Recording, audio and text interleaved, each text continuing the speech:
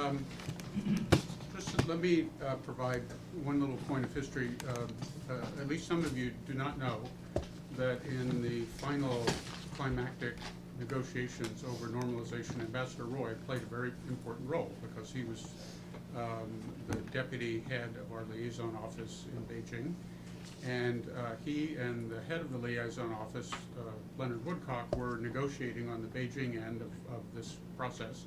And it was being done through a secret communications channel in the U.S. government. And you know, he and Ambassador Woodcock would get instructions from Washington and run off to the foreign ministry. And they were then sent in a climactic meeting to see Deng Xiaoping on the morning of December 15th and had to...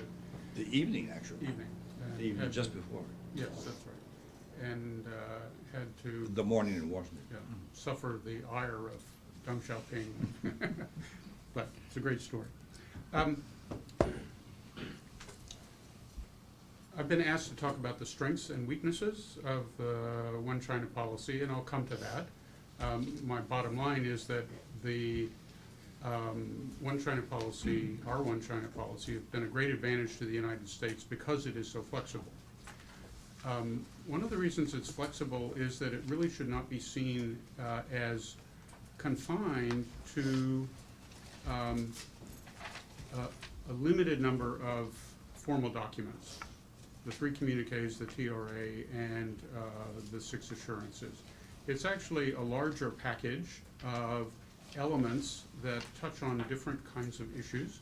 Some have more status than others. The 3 communiques and the TRA probably have the highest status, but as Ambassador Roy says, communiques are not treaties. They don't have the force of law. They have to be reaffirmed. And the elements include things like our abiding interest in a peaceful resolution of the differences between Taiwan and the mainland, sort of urging of dialogue between the 2 sides of the strait, and so on and so on. To sort of give one example of how this happens, one of the elements of this package is that we oppose any unilateral attempt by either side to change the status quo.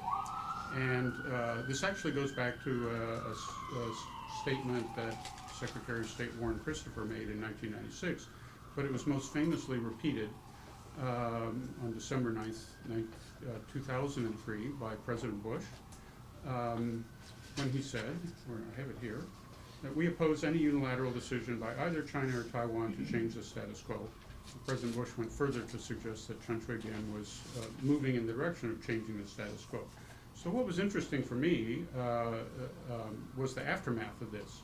And officials and scholars in Taiwan all sought then to define what the term status quo meant. And surprise, surprise, they tried to define it in ways that were supportive of their respective interests. And you know, their desire was to try and get Washington to believe that their side was the one preserving the status quo and the other side was breaking the status quo, and so Washington should side with them and not with the other guys. And we've seen the same thing play out with Tsai Ing-wen's sort of principle that she's going to preserve the status quo. I mean, if this was not such a serious issue, this sort of competition to define what terms mean would have been amusing. It's kind of like what happens when you throw chicken feed into a flock of chickens and they all fight to get as much of the feed as they can. Because of this sort of competition, we went a little bit further and then said, we oppose any effort to change the status quo as we define it. And then for a while, we chose not to define it. The strength and the weakness of the One China policy is this flexibility. It's a package of rhetorical elements. These can be deployed in various permutations and combinations to fit current circumstances. Some elements are more important than others. I think that the One China policy is endured because it's so flexible. What one must stress, first of all, is that there is a national interest that informs all of this, and that is the preservation of peace and stability in the Taiwan area. That goes back to the 1950s, basically the time of the Korean War. That interest will persist even in the new circumstances of a reviving China. The weakness, as I've suggested, is that it's not always clear what the various rhetorical elements mean. So you have, what does the status quo mean? There was a Senate hearing, Senate hearings 1982 and 1983, which I think you testified at, that tried to clarify which had greater authority, the Arms Sales Communique or the Taiwan Relations Act. And that was a tortured exercise in exegesis and interpretation. No, you were on a tightrope there with no net. That also gets into the War Powers Act. Yes, no, it does. Now, sometimes we are more clear in private in our communications with one side or the other than we are in public. And that's what diplomats are for. Sometimes we're not. As you can imagine, if we're a little bit vague in our own interests, different sides will draw their own conclusions of what we mean, and sometimes they'll act on their perception of what we mean. And so using these statements to dissuade doesn't always work. Obviously there are different audiences listening. There's the PRC audience, there's multiple Taiwan audiences, there's a domestic audience here, both Congress and the public. And in a way, we're trying to speak to all audiences at once without tilting too much in one direction or another.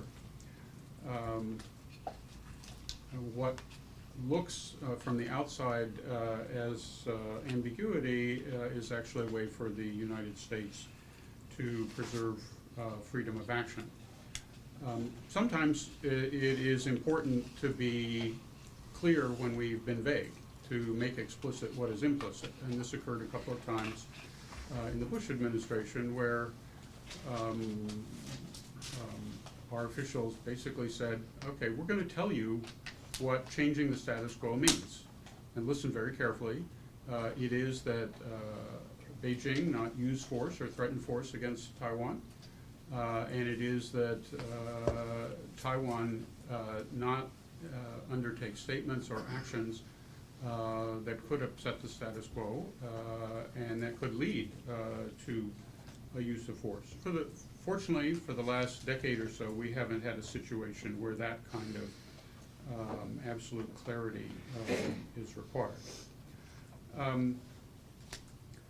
The flexibility of the One China policy has also allowed our relationship with Taiwan to evolve in ways that I think are good for us and that are good for Taiwan. Ambassador Royce mentioned the principle of unofficiality in our relationships with Taiwan, and that was part of the normalization package. And would we have preferred to have diplomatic relations with both? Probably so. And in fact, if one digs around in the State Department archives, you can find a lot of work that was done in the late 1950s and early 1960s to define a legal basis for a two-China policy. Then tried to sell this to Chiang Kai-shek, and he said, no way. Obviously, there are different ways you can interpret and implement unofficiality. Immediately after normalization, we did it in a pretty strict way. Ways that required the utmost forbearance on the part of Taiwan's officials. But because the United States was key to Taiwan's security, they were forbearing. The first real shift came in the Taiwan Policy Review, which made a number of good changes, including the principle that Taiwan's voice be heard in international organizations for which statehood is not a requirement for membership. I happen to think that that exercise was not totally successful because it was so public, and the expectations on all sides were in fundamental conflict. But there have been a number of liberalizing changes since then, and these usually occur when Washington's and Taipei's interests are well aligned. They occur when it is in U.S. interest to do them, and they usually occur outside of the glare of publicity. They just happen. One example is a series of an elevation of our dialogue with Taiwan officials that took place in the mid-90s, around the time of the missile crisis. I was involved in that dialogue when I was AIT chairman. Second example was the decision in 2011 to move to using Twin Oaks as the venue for celebration of Double 10 and the reception there. So the general idea is that Washington and Taipei have created workarounds to this principle of unofficiality. As I said, the One China policy is a package of elements and rhetorical elements. And let me just give you three examples that were introduced in the mid to late 90s. One was a focus on the need to resume cross-strait dialogue. It had begun in 1993, it continued in 95, and then it broke down after the missile crisis. And the United States always believes that talking is better than not talking, so one of the things that I said in just about every speech I gave when I was AIT chairman was about the need to resume dialogue. The second was a statement I've already cited, this is by Warren Christopher in May of 1996, that we opposed unilateral change in the status quo by either side. Now, this was done in the context of the missile crisis and the aftermath of it, but it did reflect this new situation where Taiwan was a democracy, that the issues on the political agenda on the island were much broader than they had been before. Political leaders were under pressure to think about policy in new ways. Beijing took a long time to sort of react to this, and I think in many cases they overreacted.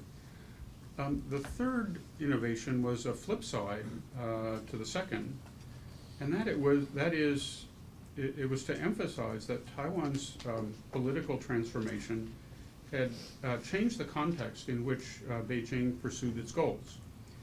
The implication is that if the mainland really wants unification, it's going to have to come up with a political formula that would command not just the agreement of one set of leaders on Taiwan, but in fact a broad consensus of the public. And Bill Clinton gave voice to this sentiment when he said in March 2000 that the United States should be absolutely clear that the issues between Beijing and Taiwan must be resolved peacefully and with the assent of the people of Taiwan. I think that's just a statement of fact. You know, unless you have the assent of people of Taiwan, you're not going to resolve the fundamental issues. So I think the U.S.'s One China policy has worked very well. We have a very substantive relationship with Taipei, particularly when our goals overlap. We've created ways to work around the constraints. The relationship is much stronger today than it was 10 years ago, 20 years ago, 30, 40 years ago. And despite some bumps along the way, I think Taiwan's democratization has strengthened our relationship, not undermined it. Peace has prevailed in the Taiwan Strait, in part because of the abiding interest of the United States in peace, but also because the two sides have managed to find areas where they have overlapping interests. And let's not forget, 1979, 1980, it was not clear that Taiwan was going to survive as it has. And it has survived, and it's thrived. And that's mainly because of the efforts of leaders and people on Taiwan, but I think it's also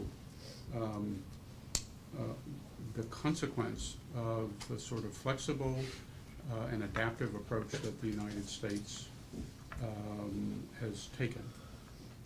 I think I'm going to stop here. Great, thank you.